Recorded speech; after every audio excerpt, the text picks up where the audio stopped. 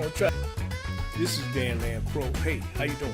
I just wanted to go over something right quick. I was checking out something while I was experimenting with some things tonight as far as setting up some of these platforms and finishing up my work for the evening or the morning. Sometimes, evening turn to morning and you're working hard. But anyway, I want to talk about AI, and I'm going to give you a few little examples of artificial intelligence and how it pretty much began in the auto industry. So it ties in some of the politics and some of the things we're seeing happen with the labor forces at this time. And this will give you kind of an indication of some of the difficulties or complexities surrounding that subject matter. So one of the things I'm going to share is how this is just an example of, say, a computer doing manual labor. Now, this particular royalty-free picture or video exemplified AI computer actually making auto parts. So just imagine these two machines are where people actually used to do the work. So imagine how fast this thing can work, and the fact that it can't take breaks, it don't take lunches, it may be down for maintenance periodically. Me being a former maintenance mechanic for the post office on robotic type equipment and systems that sorted mail and did different functions and operations depending on what type of machine you was working on and how it was programmed. I'm pretty sure it's pretty much more sophisticated now than it was when even I was doing it. But I remember when they implemented these arms and changed the workforce, et cetera, et cetera. But anyway, you can imagine that these two particular robots here are demonstrating how AI is pretty much doing the work. So we can't underestimate what that really means. Here's another example that you can see where AI is actually doing work. Robots are actually doing work. So it's not that hard to understand what this means in many situations. However, what I like to point out is what we used to point out back when I was in the workforce.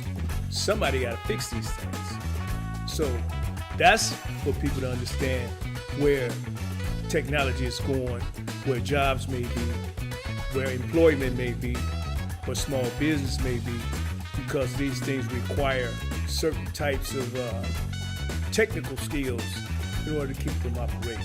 One thing I remember is when one of those robots was down, or feeders as we used to call them, was down, that cost a lot in work and productivity because these robots put out more than humans. Like I say, they don't take breaks, they don't take lunches. The people who operate them do.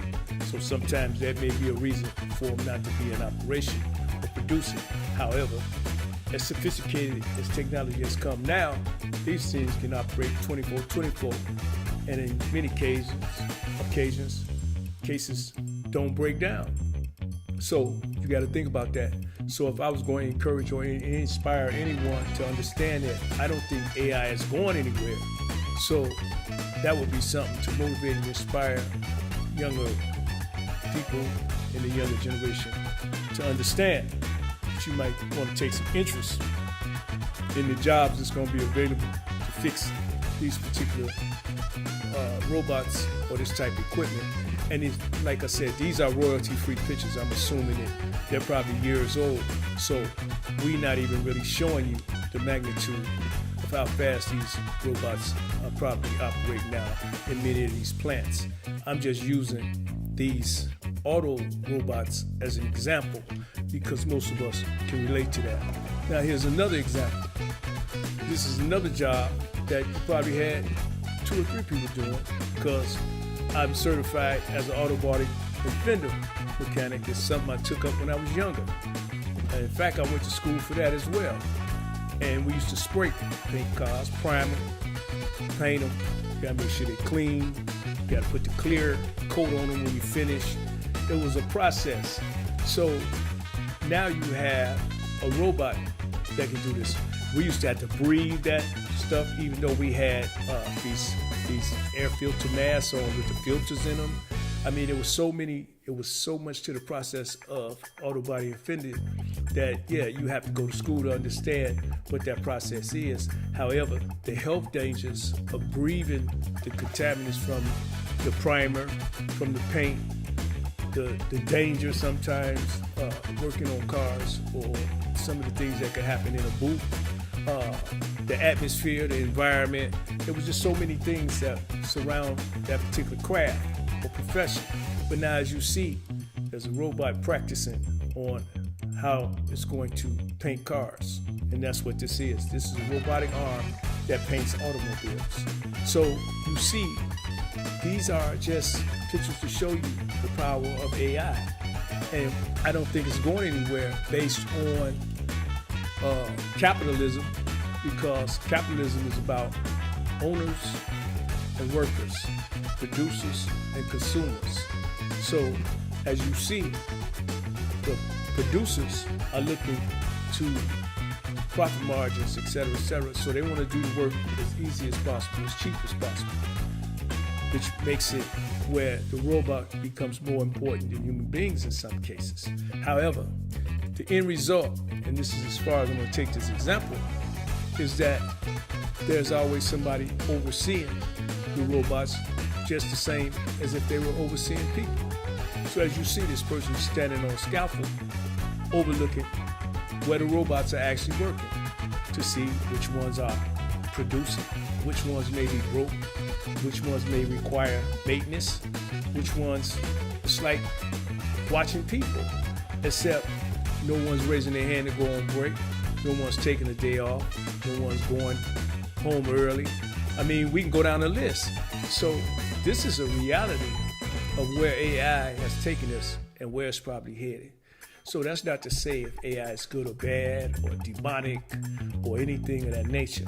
What I'm saying is there's a reality here that AI is in operation and exists, and it doesn't look like it's going anywhere. This is just an auto assembly line example. Imagine the other things. This thing is taking the place of secretaries. This thing is taking the place of authors and movie makers and actors and songwriting, singing. I mean, we can go down the list. There's so much that AI is doing. So do we choose not to use AI? And that makes us advocates of human existence or need? Or does that mean we use AI and find a way to become a need as far as the use of AI? Because as we see, AI makes it easy for capitalists or owners to have less and less need of the human function. And that's just something we should be thinking about. So I just was sitting here and I ran across a couple of these photos. I was actually looking for some other stock-free footage to use in a project, and I just so happened to run across some of these photos, and I just want to come on a live and talk about it for a minute. So I'm not going to baffle on. My name is Dan Land Pro, and I wonder what your view is of AI. But do we really have a concept of what it means when robots start doing jobs like the few that I exemplified here? I mean, think about it. But as I say, we must encourage the young to get into robotics. There was a time when robotics was really seen as you had to be on genius level in order to do it, and it's just a normal thing now. You have to know some form of robotics if you're going to be in any type of mechanical field where mechanics or mechanical operations are involved. You're going to have to know some form of robotics or some form of electronics, and these are all things that a lot of us know. So if you get the basics, so we must start pushing the trades again, because these AI robots are mechanical. They may be ran by electronics, they may be programmed by computer science, but if you look at their operations, they're mechanical. And anything mechanical requires mechanics. Anything electronic requires electricians or electronic technicians. Computers require computer science. So AI is already telling you what they're going to need from the human input. And as you see, whoever this young man is standing on the scaffold, they have a need for him to watch those robots to make sure that they're functioning properly during the time that they want them to be functioning. So those are jobs as well, which I guess you could call them AI supervisors or foremans or project managers. I don't know where we're headed. I do know we're headed down that rabbit hole.